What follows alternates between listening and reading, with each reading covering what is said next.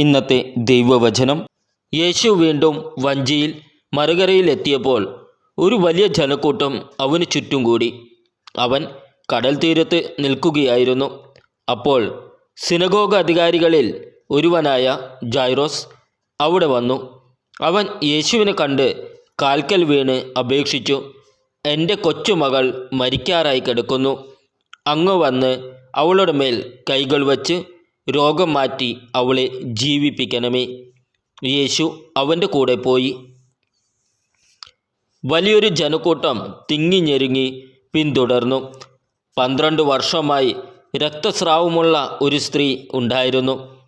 പല വൈദ്യന്മാരുടെ അടുത്തു പോയി വളരെ കഷ്ടപ്പെടുകയും കൈവശമുള്ളതെല്ലാം ചെലവഴിക്കുകയും ചെയ്തിട്ടും അവളുടെ സ്ഥിതി മെച്ചപ്പെടുകയല്ല, കൂടുതൽ മോശമാവുകയാണ് ചെയ്തത്. അവൾ യേശുവിനെക്കുറിച്ച്